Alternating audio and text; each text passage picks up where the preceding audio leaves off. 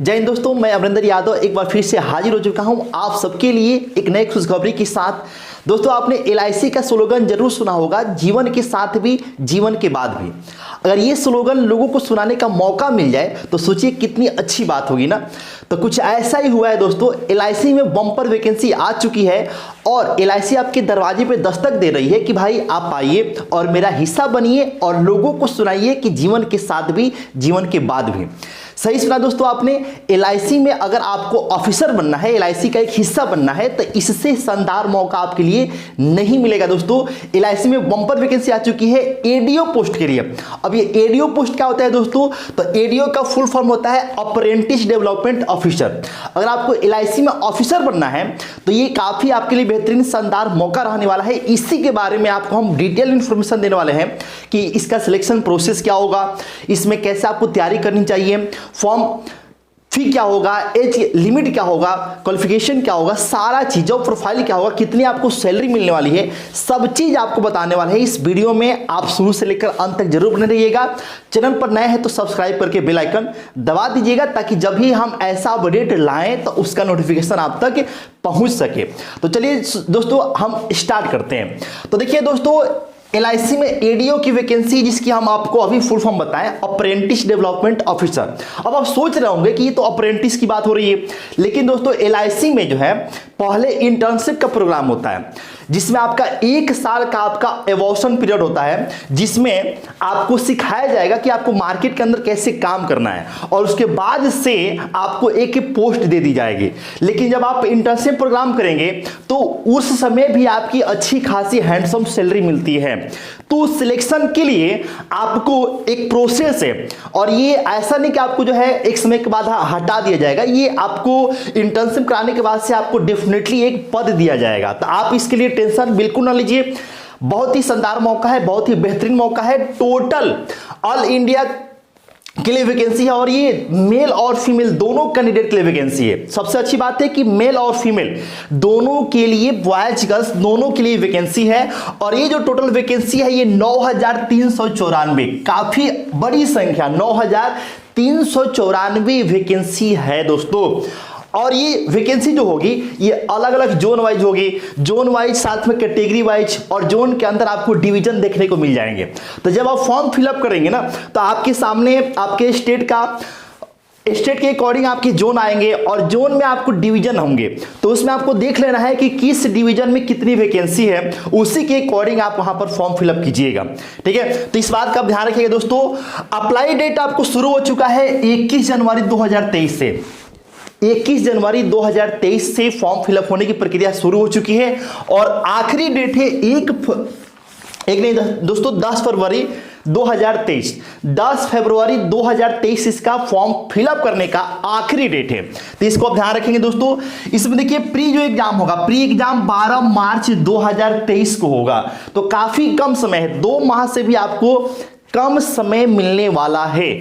तो आपको एकदम कमर कस लेना है, फॉर्म फिलअप करके एकदम कमर कस लेना है, तैयारी में लग जाना है। इससे शानदार मौका एलआईसी में ऑफिसर बनने का आपको नहीं मिलने वाला है। तो जनरल वाले, ओबीसी वाले, ईडब्ल्यूएस कैटेगरी के जो कैंडिडेट है उनको फॉर्म फिलअप करने में चार्ज लगेगा 750 रुपया। और ये आपको बता दें कि जीएसटी चार्ज एक्स्ट्रा लगेगा आपको। वही एससी और एसटी कैटेगरी से बिलोंग करते हैं तो आपको फॉर्म फिलअप करने का चार्ज 100 रुपया पे करना है। एज लिमिट की बात कर लें तो मिनिमम एज लिमिट, मिनिमम आपको 21 वर्ष है। 21 वर्ष जो जनरल कैटेगरी के बिलोंग करते हैं या फिर ओबीसी से आप बिलोंग करते हैं या फिर एससी एसटी कैटेगरी से बिलोंग करते हैं, आप किसी भी कैटेगरी से बिलोंग करते हैं, आपका एज कम से कम 21 साल होना चाहिए। और मैक्सिमम एज की बात कर लें तो जो जनरल वाले बच्चे हैं वो मेल हो या फिर फीमेल हो, सबके लिए आपको 30 वर्ष 30 ईयर्स आपको जनरल के लिए आप एज लिमिट रखा गया है। ओबीसी के लिए आपको जैसे कि बाकी जॉब में 3 साल का छूट मिलता है, यहां पर भी मिलेगा। एससी एसटी वाले को 5 साल का छूट मिलता है, तो यहां पर भी आपको 5 वर्ष का एज में रिलैक्सेशन मिलने वाला है। एज कैलकुलेट कब से होगा? तो 1 जनवरी 2023 से आपका एज कैलकुलेट होगा। इस बात का आप ध्यान रखिएगा।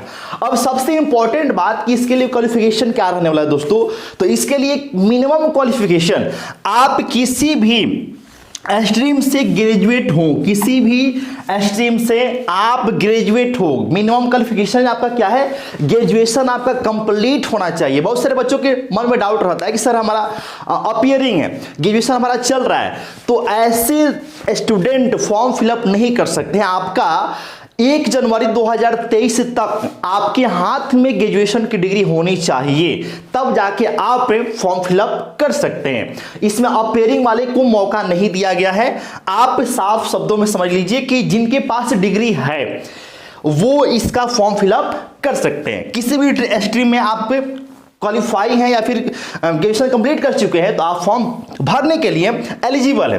ठीक है दोस्तों, अब हम बात करते हैं दोस्तों इसका सिलेक्शन प्रोसेस क्या होगा। देखिए भाई, इसका सिलेक्शन 3 स्टेज में होने वाला है। पहले तो आपका होगा फर्स्ट स्टेज जिसमें आपका प्री एग्जाम होगा, सेकेंड स्टेज में आपका मेंस का एग्जाम होगा और थर्ड स्टेज में आपका इंटरव्यू होने वाला है। तो हम एक एक करके सबकी हम बात करने वाले हैं। सबसे पहले शुरुआत करते हैं दोस्तों प्री एग्जाम की।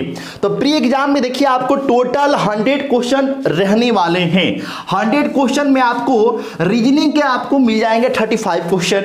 एक क्वेश्चन आपको जो है 1 मार्क्स का होगा, मतलब 35 मार्क्स का ये सेक्शन होगा। इसके लिए आपको टाइम मिलेगा 20 मिनट। उसके बाद से आपका न्यूमेरिकल एबिलिटी यानी कि मैथ्स 35 क्वेश्चन 35 मार्क्स, टाइम आपका 20 मिनट। इंग्लिश के लिए आपको 30 क्वेश्चन 35 मार्क्स और टाइम 20 मिनट। ठीक है दोस्तों, तो आप इस तरह से देखेंगे तो ये 70 और 30 कितना हो गया, 100 क्वेश्चन और यहां से मार्क्स कितना लिखा है, यहां पे 70। तो आप कंफ्यूज हो गए होंगे कि भाई यहां पे जोड़ने पर तो 100 आएगा, लेकिन जोड़ने पर तो ये आपके 105 आ जाएगा, लेकिन यहाँ पे 70 लिखा गया है। तो दरअसल बात यहाँ पर ये है दोस्तों कि जो आपका प्री का एग्जाम होगा उसमें इंग्लिश केवल क्वालिफाइंग नेचर का है। इंग्लिश को केवल क्वालिफाई करना है दोस्तों, वो आपके कट ऑफ में ऐड नहीं होगा। आपका जो पहला प्री का एग्जाम होगा उसमें कट ऑफ किसके बेस पर बनेगा, तो रीजनिंग और न्यूमेरिकल एबिलिटी जिसको आप मैथ्स बोलते हैं, मैथ्स।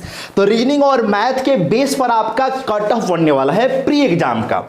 क्लियर दोस्तों, उसमें इंग्लिश को केवल क्वालिफाई करना है, वो कट ऑफ में उसके मार्क्स मतलब इंग्लिश के मार्क्स ऐड नहीं होने वाले हैं। इस वजह से देखिए 35 और 35 कितना 70 नंबर में आपका प्री का रिजल्ट बनेगा। और प्री का रिजल्ट जो बच्चे पास करेंगे उनको मेंस में अपीयर होने का, मेंस में शामिल होने का मौका मिलेगा।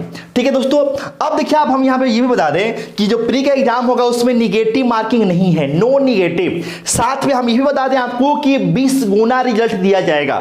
किसमें, प्री के एग्जाम में। किसके लिए, तो मेंस में अपीयर होने के लिए। यानी कि आप ये समझिए कि टोटल वैकेंसी 9394 है।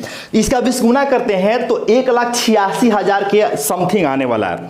ठीक है, तो 1,86,000 बच्चों को पास किया जाएगा। किसके लिए, मेंस के एग्जाम के लिए। मेंस में 1,86,000 बच्चों को अपीयर होने का मौका मिलने वाला है। तो उस 1,86,000 बच्चों में बस आपको सोचना है कि हमारा एक नंबर आ जाए। ठीक है दोस्तों, क्योंकि हम आगे बताने वाले हैं कि आगे आपको कैसे क्या होने वाला है। देखिए दोस्तों, जब आप प्री के लिए क्वालिफाई कर जाए, मतलब कि प्री को क्रैक कर लेंगे, उसके बाद से आपको मेंस में अपीयर होने का मौका मिलेगा। और मेंस की बात कर ले तो टोटल यहां पे देखिए 3 सेक्शन है। 3 सेक्शन में आपको रीजनिंग और मैथ्स जो एक साथ रहेंगे और इनसे मिलाकर टोटल 50 क्वेश्चन पूछे जाएंगे और 50 मार्क्स के पूछे जाएंगे। देखिए यहाँ पे 50 क्वेश्चन 50 मार्क्स से पूछे जाएंगे। दूसरा जो सेक्शन होगा जिसमें जनरल नॉलेज की बात होगी, जनरल अवेयरनेस जिसको आप करंट अफेयर बोलते हैं, साथ में इंग्लिश होंगे। तीनों सेक्शन, तीनों को मिलाकर आपको 50 क्वेश्चन होने वाले हैं, 50 मार्क्स के भी होने वाले हैं। तीसरा जो सेक्शन होगा वो insurance and financial marketing awareness, मतलब बैंकिंग सेक्टर से, इंश्योरेंस से आपको जो है जानकारी रखनी पड़ेगी जिससे कि आप यहां पे अच्छा कर पाए। यहां पे देखिए सबसे ज्यादा मार्क्स यहां पे 60 क्वेश्चन 60 नंबर के होने वाले हैं। यानी कि देखिए तीनों सेक्शन ये मेंस के हैं। मेंस में आपको जब अपीयर होंगे, मौका जब आपको मिलेगा तो आपको यहां पर ये आपको करना पड़ेगा। अब यहां से देखेंगे आप तो टोटल 160 क्वेश्चन हो गए और 160 आपको मार्क्स भी हो गए। देखिए हर एक क्वेश्चन आपको जो एक एक नंबर का है यहाँ पे 50, 50, 100 और 60, 160 मार्क्स के आपके ये मेंस का पेपर हो गया। इसके लिए टाइम आपको मिलने वाला है 120 मिनट, इट मींस आपको 2 घंटे का टाइम मिलने वाला है दोस्तों। अब देखिए, जो बच्चे मेंस में क्वालिफाई करेंगे, मेंस में अच्छा मार्क्स लाएंगे, कट ऑफ को पार करेंगे, उनको मौका मिलेगा किसके लिए? तो तीसरा स्टेज होगा पर्सनल इंटरव्यू का। पर्सनल इंटरव्यू में अपीयर होने का आपको मौका मिलेगा। तो थर्ड स्टेज में होगा क्या दोस्तों? तो आपके कम्युनिकेशन स्किल को चेक किया जाएगा, साथ में आपके स्पोकन एबिलिटी को चेक किया जाएगा, और ये होगा आपको 40 मार्क्स का। जो आपका इंटरव्यू होगा वो 40 मार्क्स का होगा। और एक बात आपको हम क्लियर कर दे दोस्तों कि इंटरव्यू में आपको बाहर नहीं किया जाएगा। 40 मार्क्स का जो इंटरव्यू होगा उसमें आपके इंटरव्यू के बेस पर आपके नंबर दिए जाएंगे। आप अगर अच्छा परफॉर्मेंस करते हैं तो आपको 30 नंबर, 35 नंबर, मतलब कि आपके परफॉर्मेंस के आधार पे 30, 25, 20, 28 ऐसे दिए जाएंगे। आपको यहां पर बाहर नहीं किया जाएगा। और यहां पे जो नंबर आपको मिलेंगे, ठीक है, उसको लेकर और साथ में जो आपने मेंस में नंबर हासिल किए होंगे, दोनों को लेकर अगर देखें तो चूंकि मेंस आपका था 160 नंबर का और इंटरव्यू हो गया आपको 40 नंबर का, मतलब टोटल हो गया 200 मार्क्स। और इस 200 मार्क्स पर आपका फाइनल सिलेक्शन होगा, मतलब फाइनल जो मेरिट बनेगा वो मेंस और इंटरव्यू के मार्क्स के बेस पर बनेगा। यानी कि जो आपका प्री का एग्जाम है वो केवल क्वालिफाइंग नेचर का है, मतलब कि ये आप इसको पास कर जाते हैं, मेंस में अपीयर हो जाते हैं, बस उतना इसका काम है। उसके बाद इसका कोई रोल नहीं है। आपके फाइनल सिलेक्शन में रोल किसका है? तो आपका रोल है मेंस के एग्जाम का और इंटरव्यू का। इसी के बेस पर आपका सिलेक्शन होना है। तो आपको पहले प्रयास ही कर रहे हैं दोस्तों कि आप किसी भी तरीके से प्री का एग्जाम क्वालिफाई करके मेंस में कम से कम आ जाए। और यहां पर आपके लिए आसान है। क्यों भाई? क्योंकि वैकेंसी भले आपको 9394 है, लेकिन प्री में जो आपका रिजल्ट निकलेगा वो लगभग 1.86 लाख, मतलब कि 1,86,000 बच्चों को यहां पर मेंस के लिए पास कराया जाएगा। तो बस आपको ये सोचना है कि हमको इसमें नहीं आना है, हमको तो बस 1,86,000 बच्चों में से एक सीट अपना पक्का करना है। ठीक है दोस्तों, और इतना आप कर सकते हैं, क्योंकि आपको इसमें केवल मैथ और क्या है, रीजनिंग ही तो है, इंग्लिश आपको क्वालिफाइंग नेचर का है। तो इससे शानदार मौका LIC को ज्वाइन करने का नहीं मिलेगा दोस्तों। काफी बेहतरीन मौका आपके लिए है। अब हम बताते चले दोस्तों कि यहाँ पे जो भी आपको कट ऑफ तैयार किया जाएगा वो कैटेगरी वाइज, जोन वाइज आपको हर एक सेक्शन में जो आपका प्री का कट ऑफ तैयार होगा उसमें भी आपको category wise, zone wise, men's का जो कट ऑफ तैयार होगा वो भी आपको कैटेगरी वाइज, जोन वाइज, और जो आपका फाइनल मेरिट बनेगा वो भी कैटेगरी वाइज और जोन वाइज आपको डिवीजन वाइज, ये सब आपको ध्यान में रखते हुए तैयार किया जाएगा। तो आप इसको जरूर सीरियसली लीजिए, काफी शानदार मौका होने वाला है। तो आपको हम बताते चले दोस्तों कि यहाँ पे ये इंटर्नशिप प्रोग्राम होता है, और जब आप इंटर्नशिप प्रोग्राम करते हैं 1 साल का, तो उसमें भी आपकी अच्छी खासी सैलरी होती है। स्टार्टिंग सैलरी आपको 51,500 रुपए के आसपास होती है, जो काफी हैंडसम सैलरी है, काफी हैंडसम सैलरी कही जाएगी।